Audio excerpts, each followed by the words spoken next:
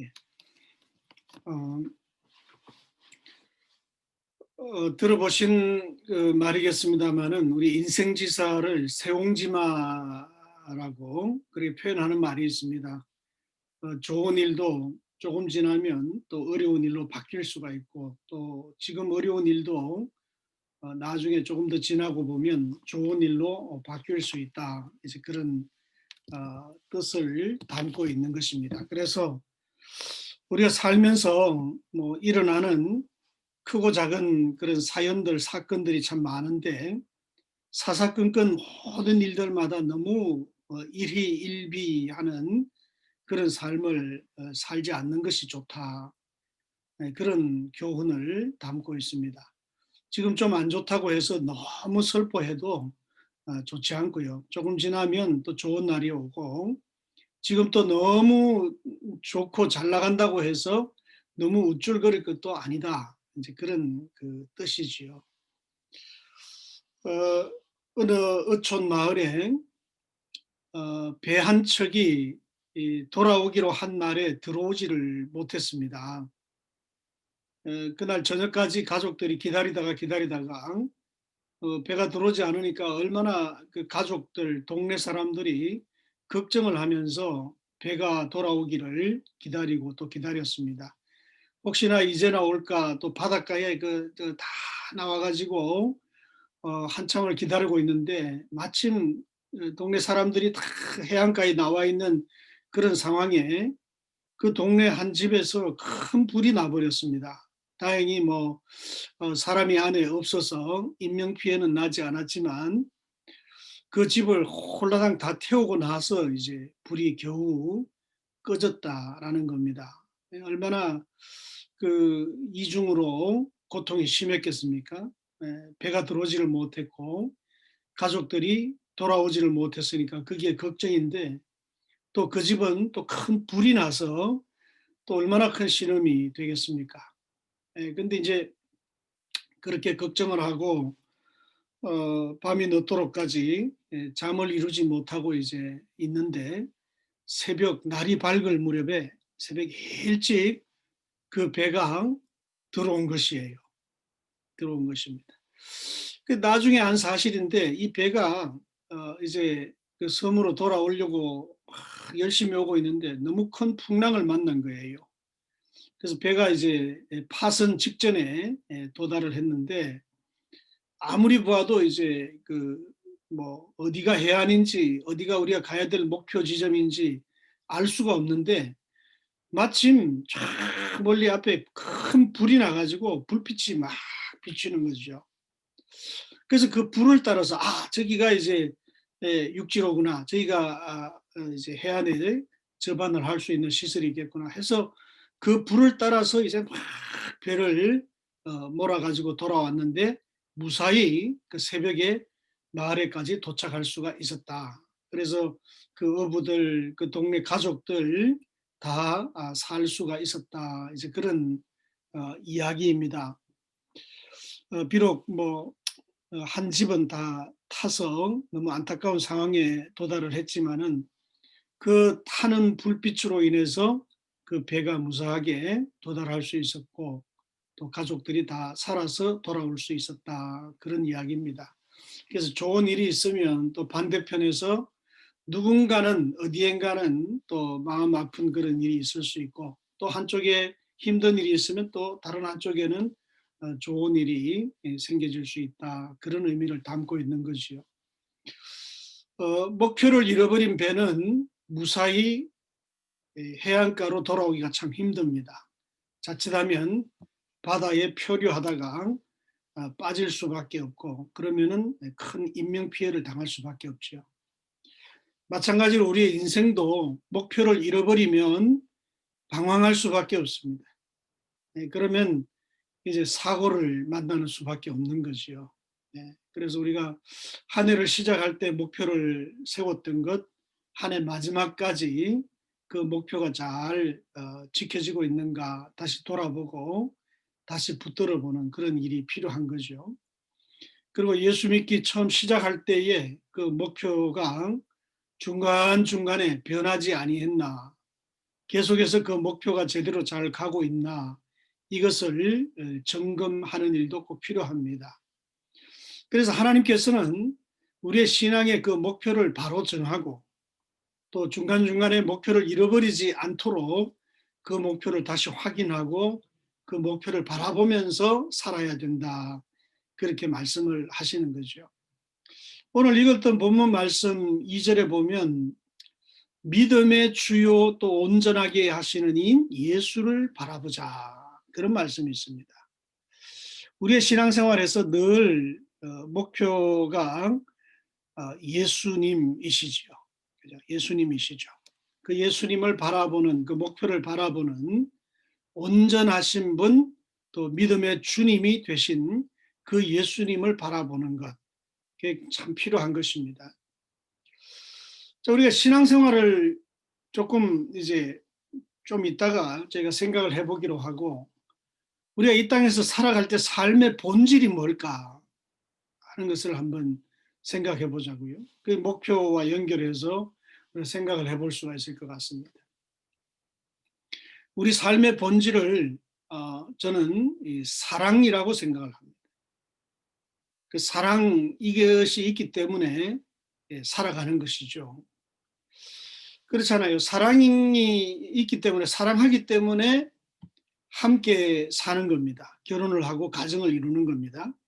그 사랑의 결실로 또 자녀를 보게 되고 또 가족을 먹여 살리기 위해서 자녀들을 양육하기 위해서 또 열심히 일을 합니다. 왜 그러냐면 그 속에 사랑이 담겨 있기 때문에 그런 거예요.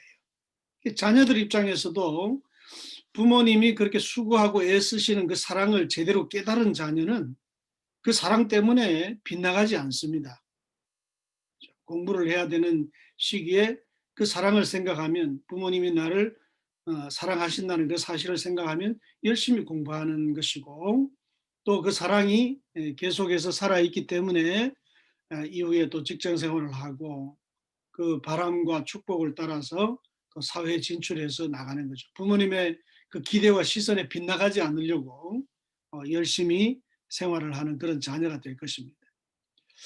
그런데 이 본질을 잃어버리면 어떻게 됩니까? 그 본질이 사라지면 사랑이 싹 빠져버리면 어떻게 되느냐? 겉모습은 비슷할 수 있습니다. 열심히 살고 일도 많이 하고 돈도 잘 벌려고 하고 뭐 이렇게 하는데 그 사랑이 빠져버리면 나중에 결론은 삼천포로 잘못 셀 수가 있어요. 일하고 돈 벌고 자녀도 잘 성장하고 공부도 열심히 하는 것 같고 한데 그 본질이 빠져버리면 나중에 껍데기만 남는 거죠.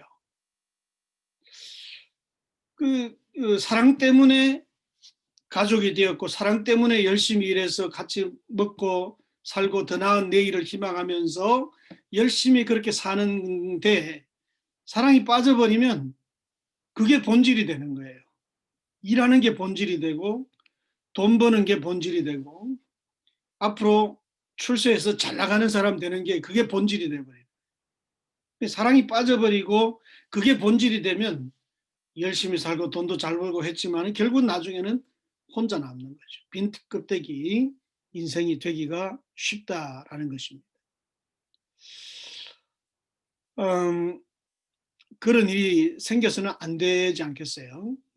지금 뭐 코로나 이 상황에서도 참 그 우리 이민자들의 현실이 참 힘들고 아득한데 특히 이렇게 우리 한국 분들 열심히 일하고 또 여유가 조금 되면 집도 장만하고 또 좋은 차도 타고 뭐 이렇게 부러워할 수 있는데 물질적으로 잘 사는 그런 기반을 만드는 경우들이 참 많아요. 많은데 이제 오랜 세월이 지나서 나중에 은퇴를 하고 노후에 이제 보면 혹 어떤 분들이 이제 노후에 너무 외롭게 되어버리는 그런 일들도 있단 말이죠. 사랑의 본질이 빠져버리면. 그것을 끝까지 붙들어 가면 부부가 혹은 부모 자녀가 서로 또 사랑 안에서 하나가 되어 가면서 행복하게 잘 살 수 있으면 참 좋을 것 같습니다. 뭐 몸이 약해지고 기운이 딸려져도 주변에 또 사랑하는 가족들이 있기 때문에 버팀목이 있어서 잘 지켜나갈 수가 있지 않겠습니까? 네, 그런 것입니다.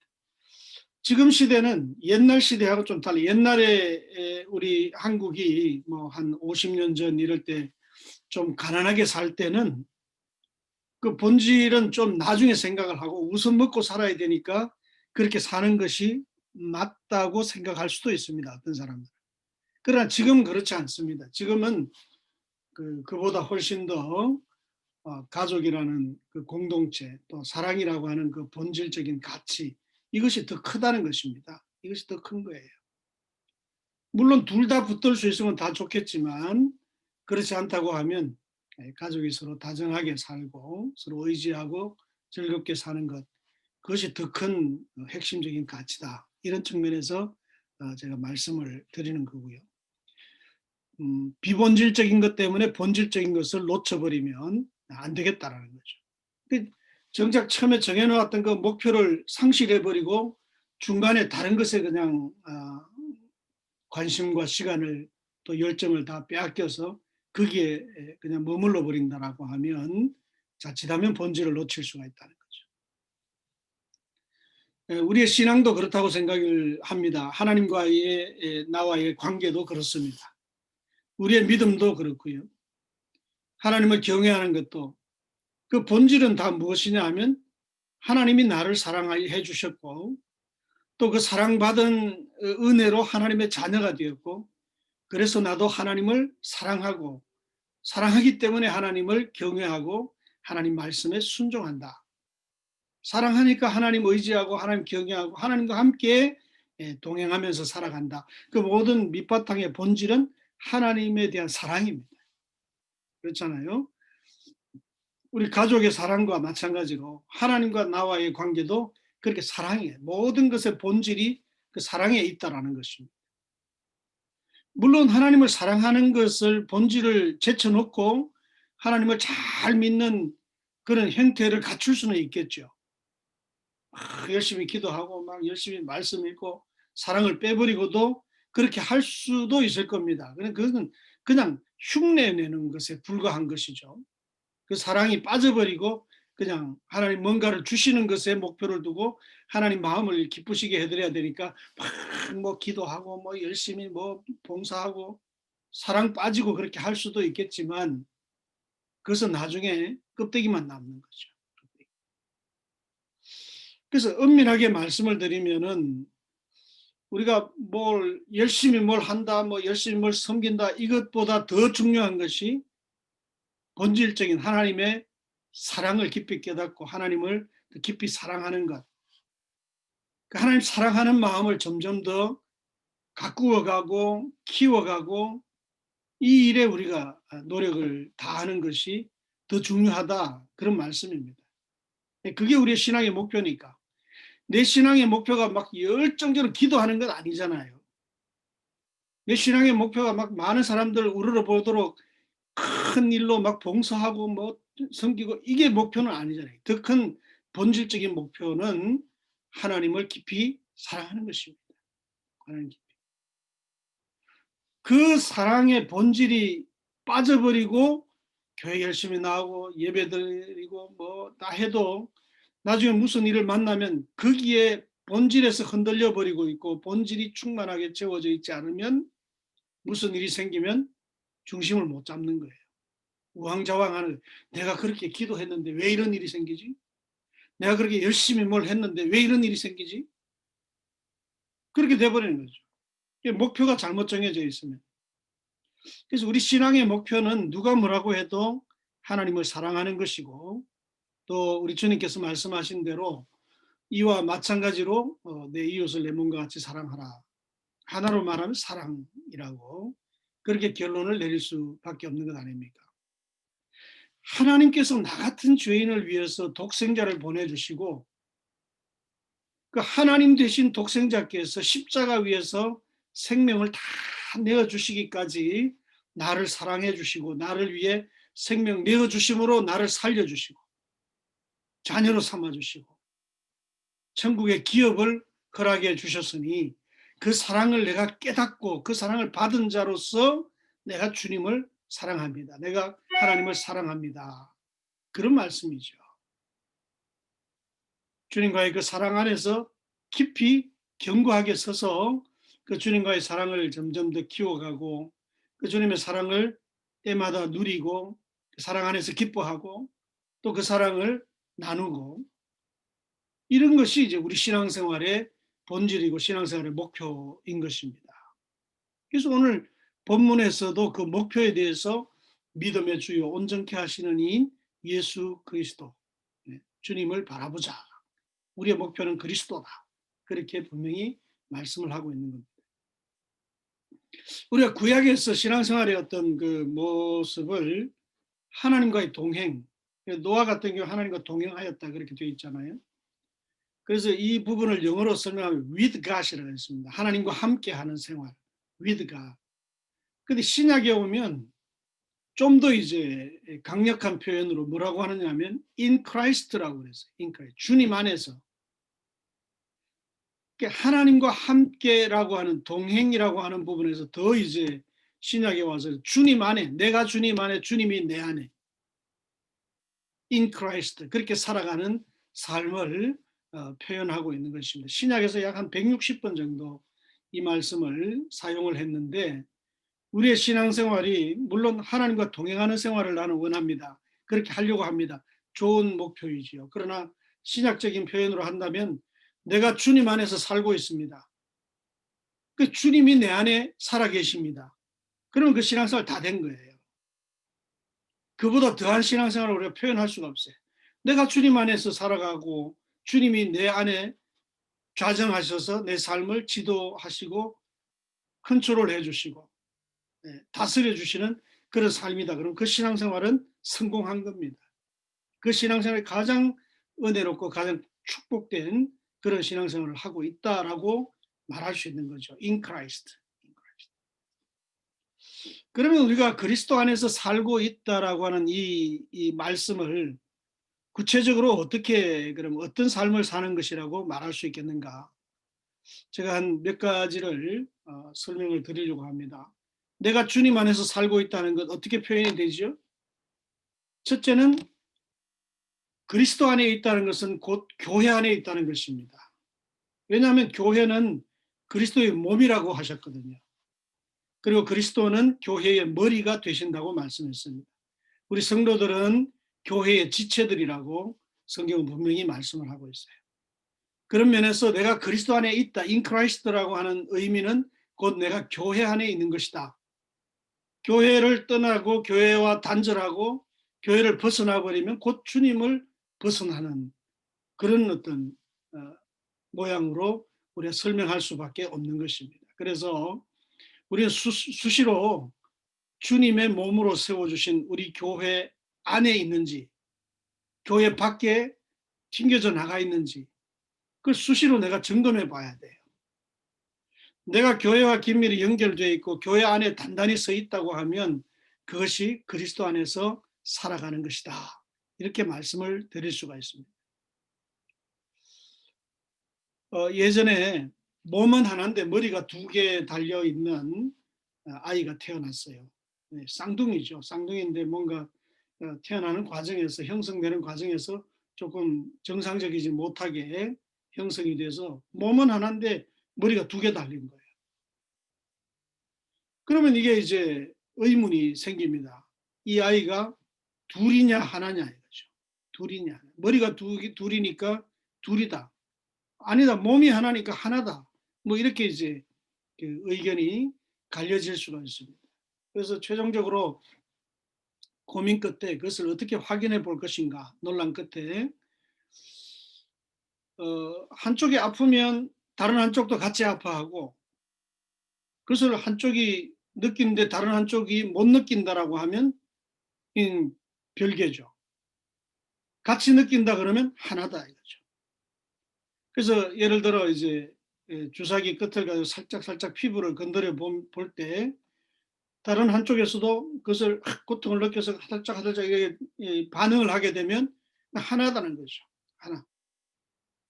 근데 옆에서 고통을 느끼는데 다른 한쪽은 전혀 그 머리가 느끼지 못한다 그러면 하나가 아니다. 이제 이렇게 결론을 내리게 된 것입니다. 여러분, 내가 교회 안에 있고 그리스도 안에 살고 있는 자라고 한다면은 주님의 아픔이 교회의 아픔, 교회의 아픔이 곧 주님의 아픔, 거기에 내가 속해 있다라고 하면 그것이 곧 나의 아픔이 되는 거죠. 그렇잖아요. 다른 성도의 어떤 안타까움이 나의 안타까움이 되는 것이고, 또 반대로 주님의 기쁨이 우리 교회의 기쁨이 되는 것이고, 교회의 기쁨이 곧 나의 기쁨이 되는 것이고, 그래서 함께 느낀다라고 한다면은 주님과 교회가 곧 주님의 몸으로서의 교회로 하나가 되는 것이고, 내가 그 교회 안에서 함께 하나가 되어서 살고 있는 것이다. 그렇게 말할 수 있는 것입니다. 만약 그렇지 않다라고 한다면 그것은 그 교회 밖에 있는 사람이고 그리스도 밖에 있는 사람인 것입니다. 교회는 교회고 나는 나지 뭐. 저 양반이 뭐 그런 거 하고 나하고는 상관없어. 이러면 정말 그분은 교회와 떨어져 있고 주님과 떨어져 있는 사람이라고 할 수밖에 없습니다. 교회 밖에 있는 사람의 특징이 뭡니까? 교회에 대해서 무관심한 거죠. 나하고 상관없는 것이니까. 아니면 좀 더 이제 나쁜 형태로는 모든 일에 대해서 불평하거나 아니면 그 일들에 대해서 뭐 비난하거나 이렇게 되겠죠. 교회 안에 내가 몸이 서 있다고 할지라도 그 일에 대해서 전혀 나는 상관없어. 무관심하거나 또 하는 일마다 사사건건 불평거리밖에 보이지 않거나 이러면 이게 좀 우리가 다시 한번 생각해 봐야 된다. 내가 정말 교회 안에 있는가, 그리스도 안에 있는가라고 하는 것입니다. 교회가 좋으면 나도 좋은 것이고, 교회가 힘들면 나도 힘든 것이고, 그렇지 않습니까? 그것이 이제 하나의 모습인 것입니다. 교회가 아프면 나도 아픔을 느끼는 것이고,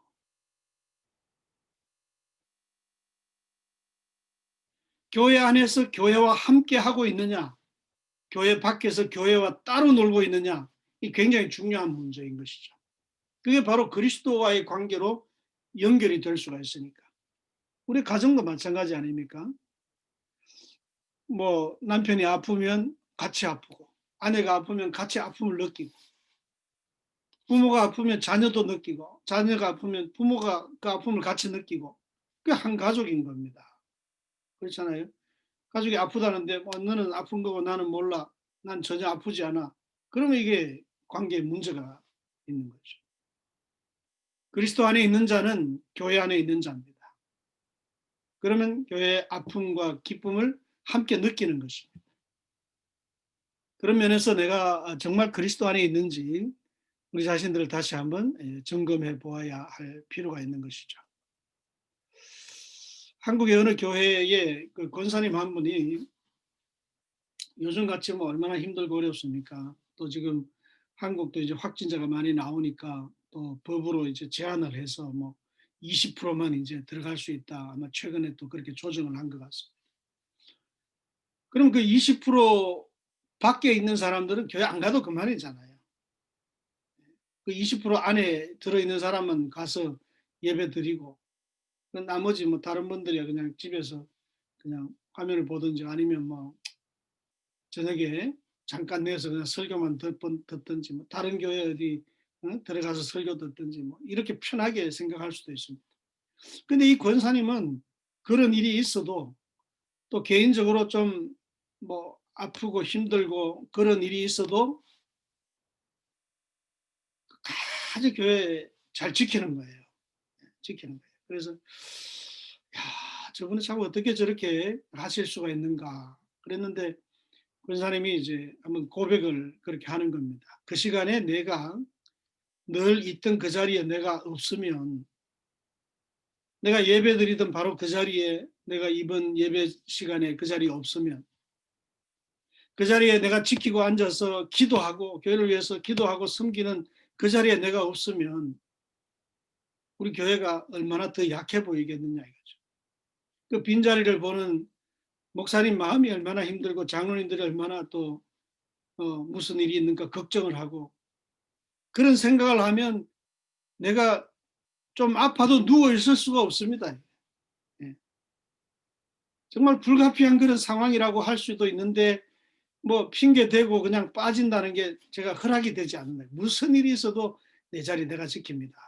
그런 마음으로 이제 예, 정말 뭐 어, 순교를 각오하고 교회를 오시는 거예요. 예. 자, 이런 마음으로 함께하는 그분은 아마 교회 안에 나아가서 그리스도 안에 단단하게 서 있는 그런 권사입니다. 이렇게 말할 수밖에 없죠. 그리스도 예수의 사람은 그리스도 안에 거하는 분이고 그는 곧 교회와 함께하는 그런 사람이다라는 것입니다. 두 번째로 그리스도 안에 있다는 것은 하나님 말씀과 함께하는 것입니다. 하나님 말씀과 그리고 기도 생활을 꾸준하게 이어가는 사람입니다. 요한복음 1장 1절에 보면 말씀이 곧 하나님이다 그랬거든요. 태초에 말씀이 계시니라 이 말씀이 하나님과 함께 계셨으니 이 말씀은 곧 하나님이시다 그랬어요. 하나님은 우리의 기도를 또 받으시고 응답하시고 기도 가운데 함께 하시기 때문에 그 기도를 또 잊지 않는 것이 곧 또 그리스도 안에 있는 것이다. 이렇게 말할 수 있는 것입니다. 그러니까 말씀도 멀리하고 기도도 안 하는데 나는 뭐 그냥 예수 믿으니까 마음이 편안해. 그 혼자만의 어떤 착각일 수도 있습니다. 정말 말씀 없이 정말 기도로 주와 교통함이 없이 그리스도 안에 있다고 말할 수 있겠느냐? 아니죠. 말할 수가 없습니다. 그건 정상적인 그리스도인의 삶이 아닌 것입니다. 우리가 하나님 말씀과 기도와 늘 함께함으로 그리스도 안에 거할 수 있기를 간절히 바랍니다. 세 번째 또 하나는 그리스도 안에 있다라고 하는 것은 좋은 사역의 협력자가 되는 거예요. 복음 사역의 협력자가 되는 것입니다. 주 안에 있다고 하는 것은 주님이 보내신 주의 종과 또 거기서 행해 나가는 어떤 사역, 그게 한마음 한뜻이 되는 겁니다. 좋은 협력 관계로 주님의 뜻을 이루어가는 거기에 시너지 역할을 하고 거기에 함께 힘을 모으고 거기에 함께 마음을 다하는 이 모습이 곧 주와 함께 하는 것이죠. 네. 제가 이제 지난주에 모처럼 한국에 왔다 그러니까 오래간만에 이제 다른 친구 목사님들 통해서 이제 얘기를 듣고는 어느 한 목사님이 연락이 됐어요. 저하고 뭐 꼭 밥을 먹고 싶다. 난 밥은 못 먹고 그냥 통화만 한번 하는 걸로 끝나자 이러고 이제 통화를 했는데 저하고 신학교 같이 다니던 친구였어요. 그 친구는 이제 호주로 유학을 가서 이제 공부를 마치고 한국에 들어와서 지금 사역을 하는데 이런저런 이야기를 하다가 자기는 뭐 항상 전투적인 자세로 산다 뭐 이런 얘기를 하더라고요. 저 평택 어디 근방에서 있어요. 전투적인 자세로 산다. 그래서 뭐 교회 뭐 무슨 힘든 일이 있냐 왜 그래 전투적인 자세로 사냐 그랬더니 늘 그렇게 그 당의 장로님들하고 그런 긴장 관계가 있다는 거예요. 긴장 관계. 참 저도 뭐 여러분 다 아시는 대로 오래전에 그런 긴장들이 늘 있었잖아요. 뭐 정상적인 생각을 이렇게 가지고 좋은 거 나쁜 걸 판별하는 게 아니라 무조건만 모든 것을 다 그냥 걸고 넘어지는 그런 사람들이 가끔 있습니다. 왜냐 자기 역할이 그냥 견제하는 역할이라고 생각하기 때문에 아마 그런 상황인가 봐요. 그래서 그 목사님이 웃으면서 그러길래 제가 뭐 무슨 일인데 그랬더니 아니 무슨 일이 있는 건 아니고 항상 그런 자세로 내가 살고 있다 이러고 이제 말을 조금 바꾸더라고요. 뭐 그런 속 깊은 얘기를 또 뭐 쉽게 잘 하지는 않잖아요. 여러분 정말 그 장로님들이나 성도님들이 목회자하고 좋은 협력자가 되고 복음의 좋은 동력자가 되는 것이 그리스도 안에 있는 거예요. 그걸 뭐 평가하고 비판하고 뭐 견제하고 뭐 비난하고 뭐 이런 것은 우리의 몫이 아니란 말이죠.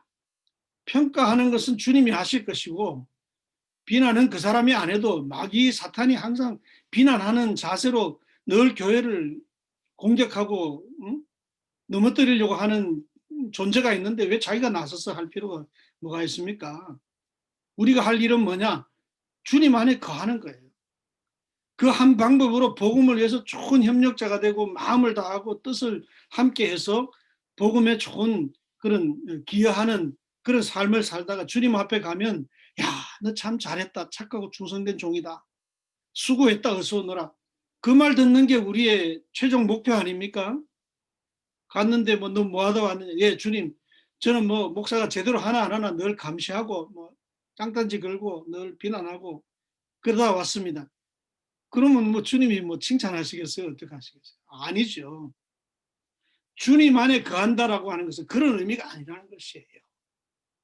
이왕이면 교회를 위해서 열심히 기도하고 또 같은 마음을 가지고 복음에 유익한 그런 삶으로 우리가 수고하다가 주님 앞에 가는 것이 곧 그리스도 안에 있는 것이다. 이것을 잊지 말아야 할 것입니다. 그다음에 마지막으로 또 하나는 그리스도 안에 있다는 것은 주님의 제자로 산다는 거예요. 주님의 제자. 주님의 지상 명령 유언의 말씀이 뭡니까? 땅끝까지 복음을 전하라. 그리고 마태복음을 보면 모든 족속으로 주님의 제자를 삼아라. 그 말씀 주고 주님 가신 것 아닙니까? 우리는 주님을 뭐 인기가 많을 때 막 열광적으로 주님을 외치다가 주님이 좀 고난의 길을 간다 그러면 뒤돌아서 버리는 그런 사람이 되어서는 안 되죠. 어떤 일이 있어도 주님이 우리의 목표가 되어서 묵묵하게 끝까지 그 주님을 나는 닮아가겠습니다. 그 주님의 뒤를 따라가겠습니다. 주님의 인기가 높을 때도 내 주님이고 주님이 십자가의 길을 갈 때도 내 주님이니까 그 뒤를 저는 따르겠습니다. 그런 어떤 제자의 각오와 결단이 우리가 필요한 것이죠. 팬이 되는 것은 누구나 할 수 있습니다. 팬은 그냥 막 으쌰으쌰만 해주면 되니까. 나중에 좀 사태가 이게 아니다 싶으면 그냥 획 돌아서 버리면 그만이에요. 그건 팬입니다. 제자가 아닙니다. 인기 좋을 때 막 같이 좋아하다가 뭐 인기 떨어지고 실정 별로 뭐 실정이 나고 그러면 안 보면 그만이에요. 또 다른 인기 있는 사람한테 가서 또 팬이 되면 그만이에요. 팬은 그렇습니다. 그러나 제자는 그렇지 않습니다. 끝까지 따르는 겁니다. 어떤 수고라도 그 따르는 일에 필요하면 그 수고를 감당하는 것입니다. 때로는 어떤 희생이 앞에 있다고 할지라도 끝까지 주님을 따르기로 작정한 대로 주님 따라가는 그 사람이 주님의 제자다 하는 것입니다. 특별히 그 주님이 유언으로 남겨주신 그 복음 전파를 위해서 주님을 따라가며 주님 맡겨주신 그 일을 감당하는 일에 헌신하는 그런 삶의 자세가 제자의 모습이다. 그렇게 말씀을 드릴 수가 있죠. 이제 오늘 말씀을 맺으려고 합니다. 우리의 신앙의 목표는 오직 그리스도입니다. 그 목표를 잊어버리면 안 됩니다. 목표를 놓치면 안 됩니다. 그 한 방법은 오직 그리스도 안에서 살아가는 것이다. 그런 말씀드렸고요. 그리스도 안에서 산다는 것은 오늘 네 가지 말씀드렸습니다. 교회 안에 있다. 그리고 말씀과 기도로 사는 것이다. 복음에 좋은 협력자가 되는 것이다. 주님의 제자가 되어서 어찌하든지 복음이 전파되는 일을 위해서 이력을 감당하는 그런 제자로서 끝까지 살아가는 그런 모습이 주님 안에 살아가는 것이다. 그런 말씀을 드렸습니다. 믿음의 주요 온전케 하시는 분인 우리 주님을 끝까지 바라보면서 그리스도 안에서 살아가시는 믿음의 승리자들이 될 수 있기를 주님의 이름으로 간절히 축원합니다. 우리 함께 기도하겠습니다.